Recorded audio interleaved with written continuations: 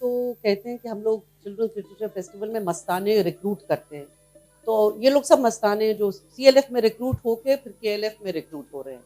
Ayub Bloch साहब को मैं मिली और अयूब बलोच साहब ने इतना ज़बरदस्त काम किया है on literature, but the most exciting part is that he introduced to us in 2012, Zubaida का इसरार था कि second children's literature festival Quetta में होना चाहिए, और इन्हीं हालात में 2012 में क्वेटा में हुआ। 9,000 10,000 बच्चे आए और हमें पता ही नहीं था कि तो पंजगूर बच्चों का चिल्ड्रंस थिएटर इन पंजगूर। फिर पता चला कि अयूब बलोच साहब ही एक बहुत बड़ी हस्ती हैं और he is a scholar working on the promotion of anthropology. He's worked as a civil servant, but his soul has not died as a civil servant. And he has also done amazing work and now runs his own organization precisely for the preservation and promotion of literature, Balochi literature, and we hope that we will hear Ayub Baloch Sahab many times on such forums, and we would like to see much more education for all of us through Ayub Baloch Sahab, and also another friend of ours, Mr. Badini, who's written so much. कि translations होनी चाहिए, जैसे यहाँ पे अंग्रेजी की translations की बात हो रही है, हमें उर्दू की भी ट्रांसलेशंस चाहिए फ्रॉम बलोच। बिस्मिल्लाहिर्रहमानिर्रहीम। जो मुझसे मुताल्लिक जो तारुफ था उसमें एक बात रह गई, और वो ये था कि मैं हयात तालिब इल्म हूँ और बलूचिस्तान का मुतालिया जो है वो मेरे शौक का हिस्सा है। सो ग्रीटिंग्स फ्रॉम बलूचिस्तान। मुझे बहुत खुशी हुई आप सबको देख के, क्योंकि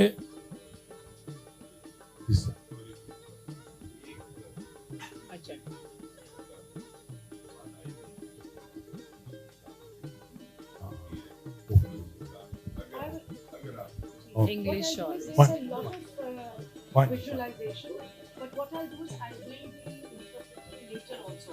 So let him just speak in the language he wants to, and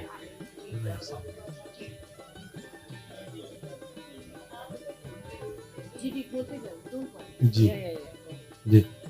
तो जब बलूचिस्तान से आ रहा था,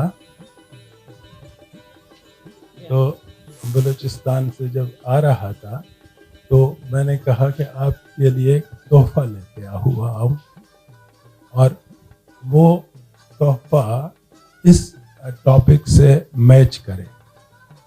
तो वो ये था, एक पीस ऑफ पोएट्री है हमारे क्लासिकल पीरियड का। हमारा पड़ाव 2-4 पहाड़ों परे है, हमारी याद आए तो कौसे कज़ा की शाहराह से आ जाइए।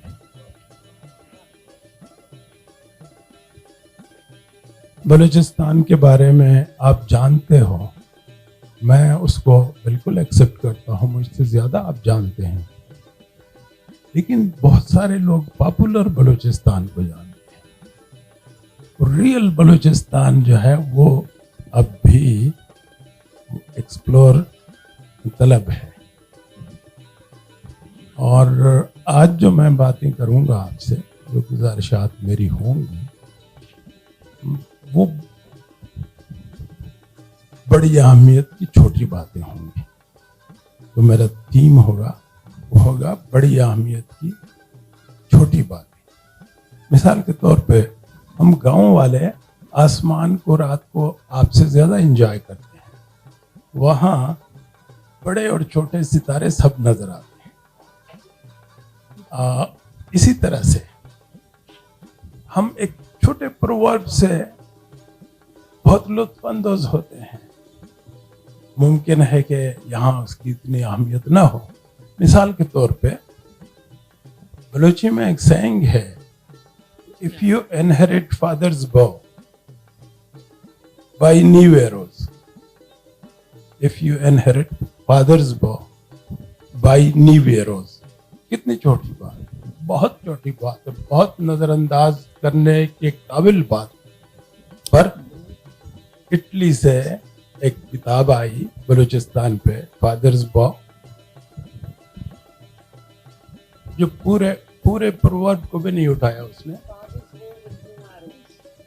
फादर्स बॉ, ठीक है, number 1। Second, IT university, then I was secretary of IT. हमने आईटी यूनिवर्सिटी क्रिएट किया जस्ट ये कोट करके, और जब हमने ये लॉन्च किया वहाँ पे आईटी यूनिवर्सिटी को, तो मैंने अपने स्पीच में जो कि वेल रिकॉर्डेड है, ये उनको बताया कि जी ये आपका रहनुमा ये प्रोवर्ब होना चाहिए, और आज का एरो वो वाला नहीं है जो आप उसको समझ बैठे हो। तो बलूचिस्तान को समझने के लिए सतही एरो नहीं, बल्कि जो रियल एरो है, आज का जो कंटेम्पररी एरो है, वो क्या है और उसको किस तरीके से देखना चाहिए।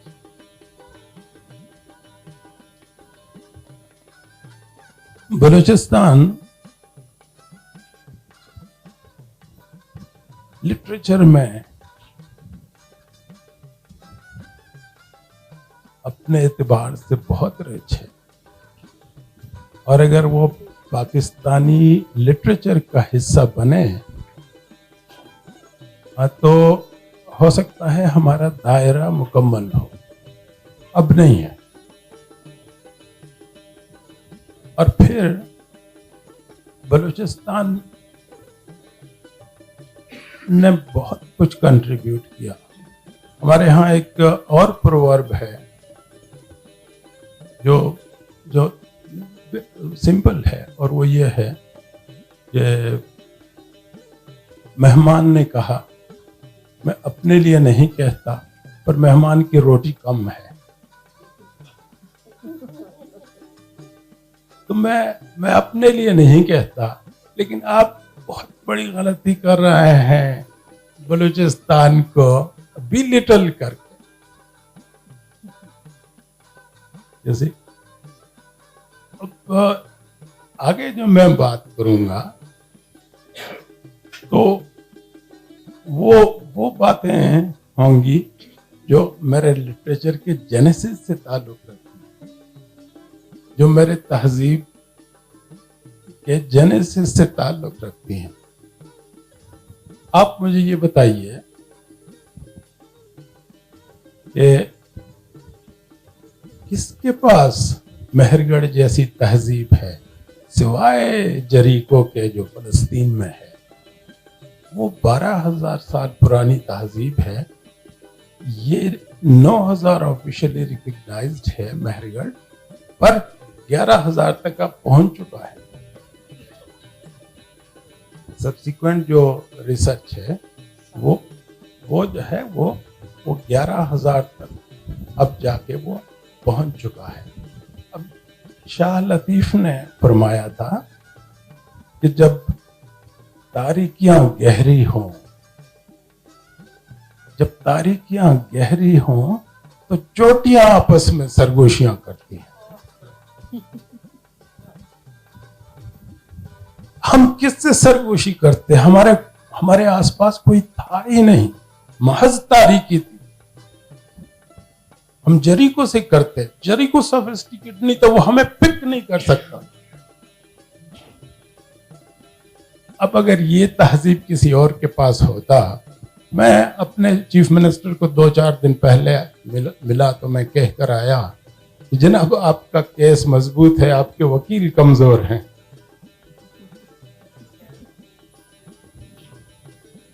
क्योंकि आपके वकील मेरे जैसे। तो अब सवाल ये पैदा होता है कि देखो, पाकिस्तान जो है पैदाइश के साथ एडमिनिस्ट्रेशन में 0,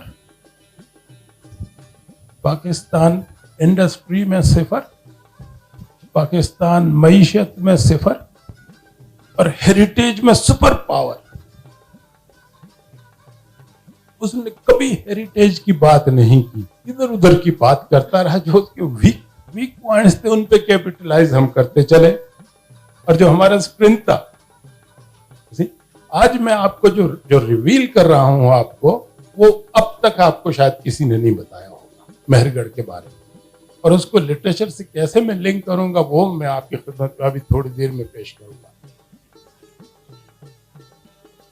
बलूची लिटरेचर के जो स्कूल ऑफ थॉट हैं, वो स्कूल ऑफ थॉट लोगों के नाम से हैं। मिसाल के तौर पे जाम दुर्रक स्कूल ऑफ थॉट, रहमली मरी स्कूल ऑफ थॉट, मस्तौकली स्कूल ऑफ थॉट, फिर हम लोग सारे इन्हीं के इर्द गिर्द जमा हैं। मस्तौकली कहता है, बल्कि रहमली से शुरू करते हैं। रहमली कहता है कि खैर की बस्ती उजड़ चुकी, खैर की बस्ती उजड़ चुकी, अब मीठी मीठी जंगों में ही फलाह है। ये रेजिस्टेंस पोएट्री को लीड करने वाला पोएट है। मस्तौकली रोमांस और फिर सूफी, पीस प्रमोट करने वाला। वो कहता है मत बोल जंगों की भद्दी बोली,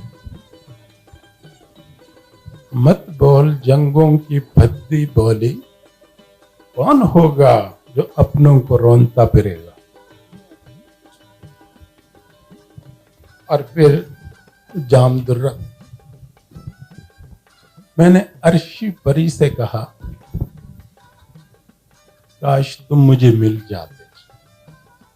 उसने कहा मैं तो शहीदों का मुकद्दर हूं, तुमने क्या किया है, क्रेडेंशियल दिखाओ। ये स्कूल ऑफ थॉट क्रेडेंशियल्स वालों का स्कूल ऑफ थॉट है। और इसके इर्द गिर्द गुलखान नसीर, अता शाद, ज़हूर शाह हाशमी और ये सारे जमा हैं। मिसाल के तौर पे अता शाद कहता है, दश्त में सफर ठहरा फिर मेरे सफीने का, मैंने ख्वाब देखा था बर्फ के पिघलने का। ये बगैर पस मंजर के नहीं है। अगर आप पस मंजर को लेके चलें तो फिर चीजें आप पर वाज़े हो सकती हैं। और गुलखान नसीर तो माचुक्का बलोचानी, वो बलूची के कौमी तराने का अता करने वाला शख्स।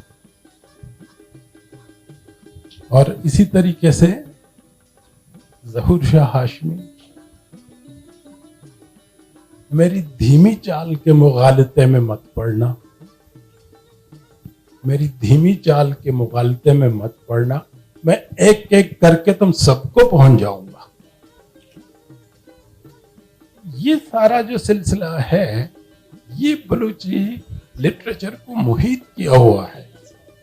और इतना इस्तेहकाम है कि आप अंदाजा नहीं कर सकते कि जहां लिटरेसी का रेट इतना कम हो, तो मेरे जैसे लोग इस लिटरेसी के रेट के कायम होने की दुआ करें।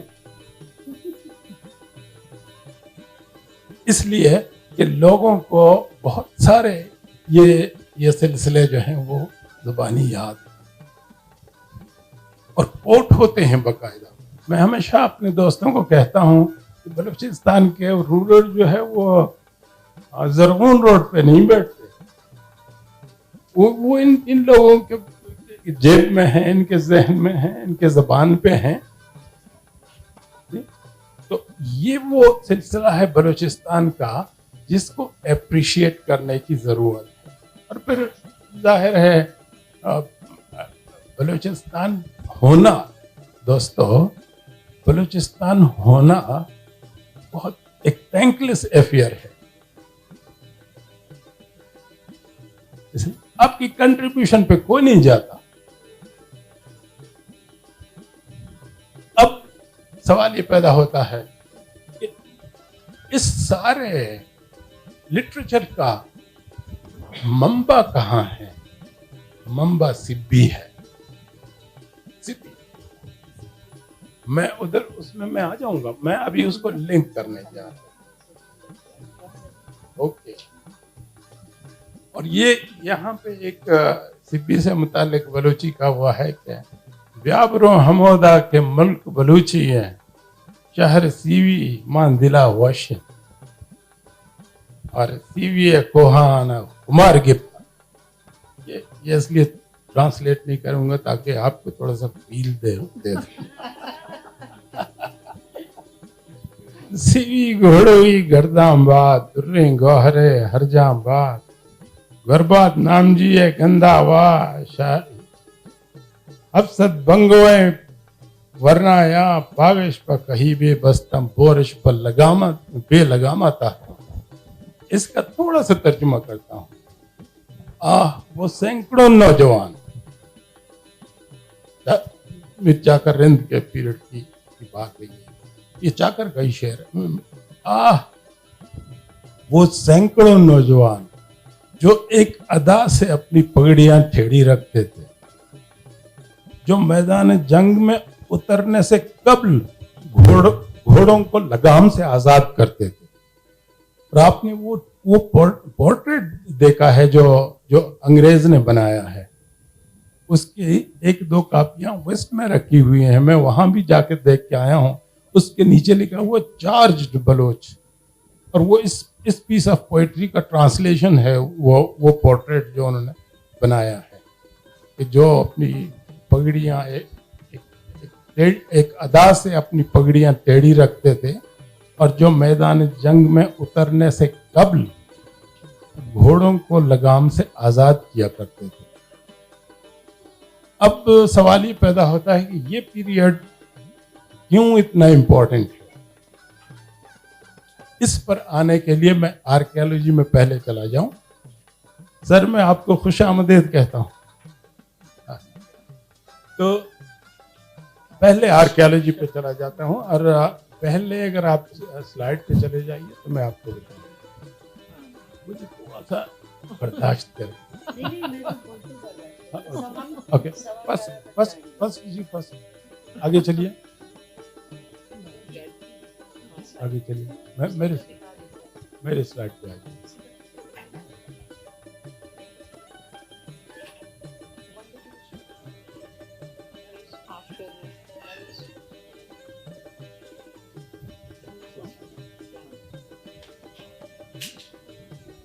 अब ये मेहरगढ़ है जी जो मैंने दिखाया है वहां पे। इसकी तखसीस ये है कि ह्यूमन सिविलाइजेशन में for the first time in human history कुछ पॉइंट्स पे हंटर गैदरर सोसाइटी सेटल हो गया, और इतना बड़ा इनकलाब है ये बजाते खुद। और मैं समझता हूं कि मेहरगढ़ उनका इमाम है। एक दो के नाम मैं जानता हूं, वो इतने सोफिस्टिकेटेड नहीं है। तो 9000 साल पुरानी बात ये है, पर 11000 तक ये बात अब चली गई है। इससे एक बेहतर जगह जो है वो जेरिको है पैलेस्टाइन में, और जेरिको में इतनी सोफिस्टिकेशन नहीं है जितनी मेहरगढ़ में। अच्छा, और नेक्स्ट जी आगे जरा चलिए। जब ये वो इलाका है मेहरगढ़ का जी, डाडर का ये इलाका है जहाँ पे ये मेहरगढ़ है। आगे चलिए। ये पॉइंट बड़ा इंपॉर्टेंट है क्योंकि मैं अभी स्किप कर रहा हूँ बहुत सारी बातें। मेहरगढ़ में for the first time in human history domestication of animals took place. उसके पैरेलल एक आध जगह आपको और मिलेंगे, लेकिन जो मुस्तहकम केस है वो मेहरगढ़ का है। डोमेस्टिकेशन ऑफ एनिमल से क्या हुआ, स्पीड आ गया, उम्र में इजाफा हो गया, खुराक आ गया तो बेहतर हो गया, एग्रीकल्चर आ गया। एक पूरा एक कॉम्प्लेक्स और कॉम्प्रिहेंसिव सूरत हाल मेहरगढ़ के अंदर डोमेस्टिकेशन की वजह से पैदा हो गई। फिर हमें इससे दो बातें मिल गई। अब मैं स्किप कर रहा हूं इसलिए कि फिर मुझे जो है ना बेदखल किया जाएगा। तो दो बातें हमें मिल गई। पहली बात जो हमें मिली वो बात है नोमैडिज्म का। जबरदस्त तहजीबी सिलसिला है कि आपको अंदाजा ही नहीं है। दोस्तों, अगर आप किसी टीले पे खड़े हो जाओ और नीचे 60, 70, 50, 20 अगर टेंट्स लगे हुए हों और आप फासले पे हों, तो उस फासले से आपको पता चल जाता है कि हु इज हु। ये किसका टेंट है, वो किसका टेंट है, ये रिलेशंस में क्या है, वो है वो। इतनी सोफिस्टिकेटेड एक सोसाइटी को हम और आप कहते हैं जी खाना बदोश। जी हाँ भाई, खाना बदोश। आप इस खाना बदोश के तस्वुर से आप चलिए, हमें तो चलने दें किसी और तरफ। तो ये एक तो हमें नोमैडिज्म मिला, और हमें नोमैडिज्म से जो लिटरेचर आया, you can not think of it. अभी तो हमने उसका अशर अशीर जो है ट्रांसक्राइब नहीं, और वो कमाल के हमारी ज़बान की सेहत का जो जामिन है वो हमारा ओरल ट्रेडिशन है, और वो ओरल ट्रेडिशन हमें नोमैडिज्म से आया हुआ है। पहली बात, एक तो नोमैडिज्म हमको मिल गया। दूसरी बात ये है जो मैं अब आपको रिवील कर रहा हूं, जो बहुत इंपॉर्टेंट है, सिर्फ मेरा एक आर्टिकल उसके ऊपर है, the ancient cultural space of Sibi. अब तक उसके ऊपर किसी ने लिखा नहीं है उसके ऊपर।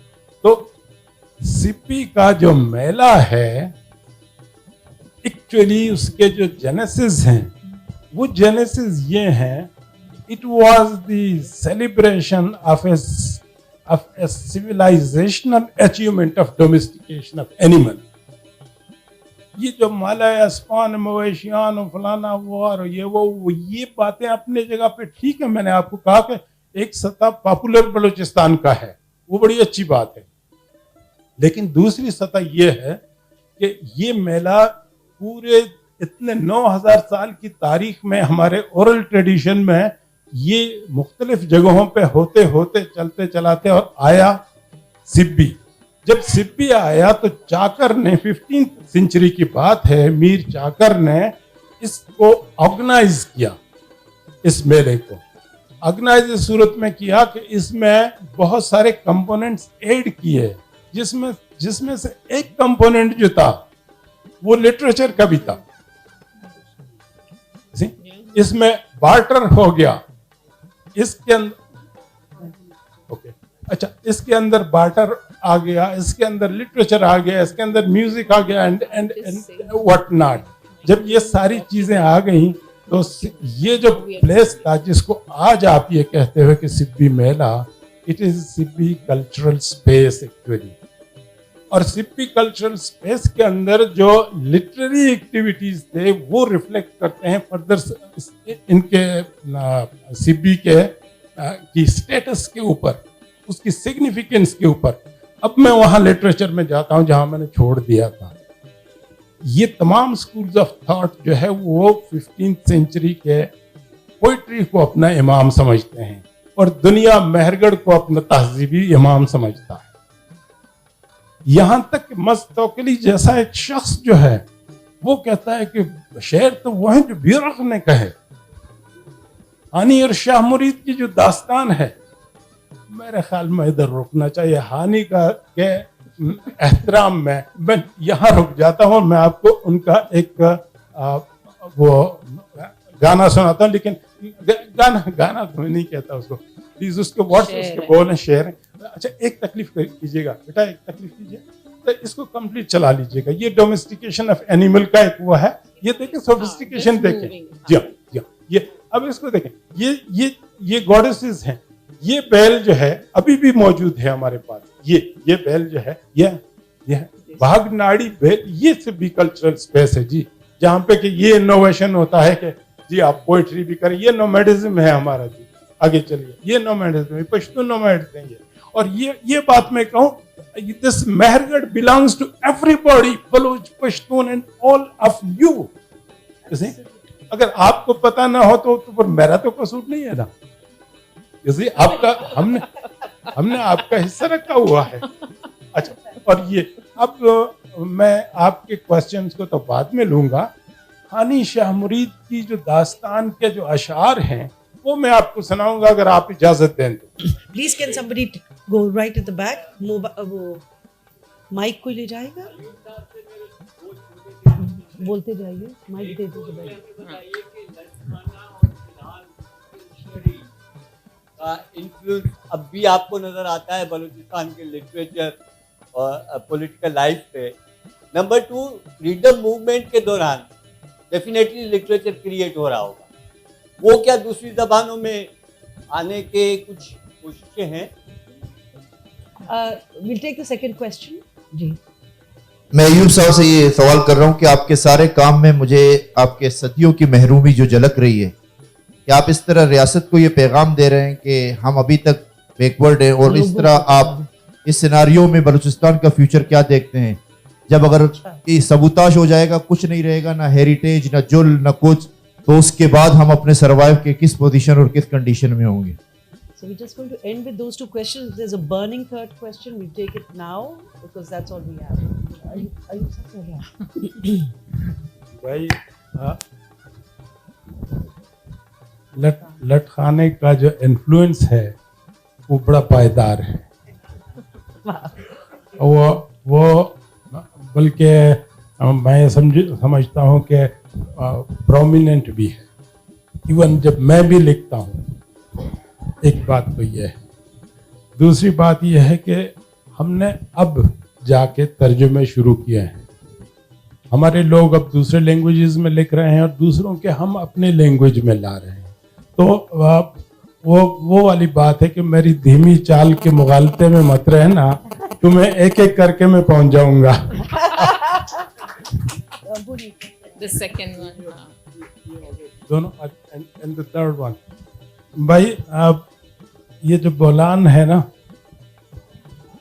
ये अभी जो जिक्र यहाँ हुआ, उससे मुतालिक बहुत अच्छा प्रोवर्ब है, लेकिन मैं आपके सवाल को थोड़ा सा ज़रा माइल्ड रखना चाहता हूँ।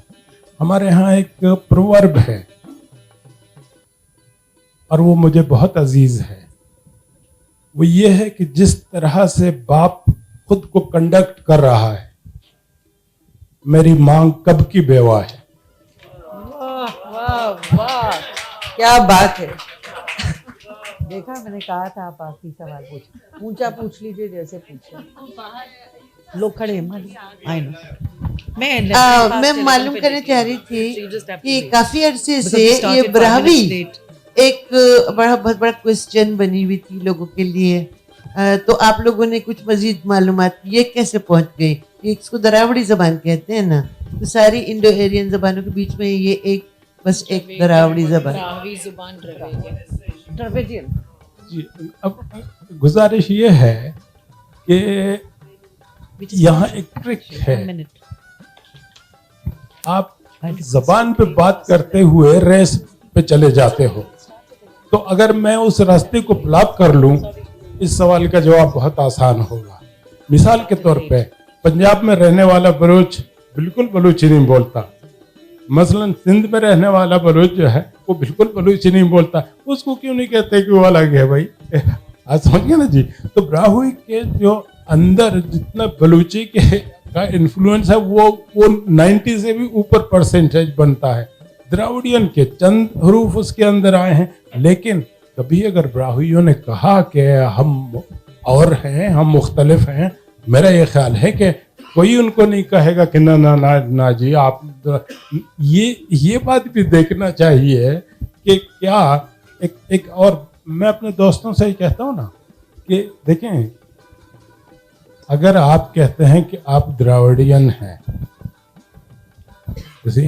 और ताकीक अब चल रहा है कि अगर ये लोग जो इसमें हैं मेहरगढ़ के अंदर जो आए हुए थे, ये लोग जो है रेशियली वो द्राविडियन बैकग्राउंड से मुख्तलिफ लोग हैं, तो फिर या तो द्राविड़ को छोड़ दें या मेहरगढ़ को छोड़ दें। हम बहुत से ट्रिकी सूरत हाल में हैं, लेकिन इल्मी अंदाज में उसको अटेंड करना पड़ेगा। What we have done today is just touch the surface. आज कोई आगाज तो शायद कब का ही शुरू, 11,000 साल से शुरू हुआ है। ये अब हमारा मामला है, सोसाइटी का मामला है, स्टेट का नहीं, सोसाइटी का मामला है कि इसको अपनाए और इसको आगे लेकर बढ़ाए। फैंटास्टिक।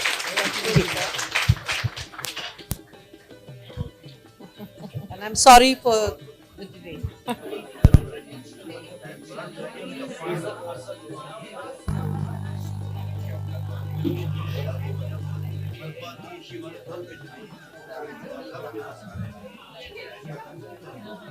Hello.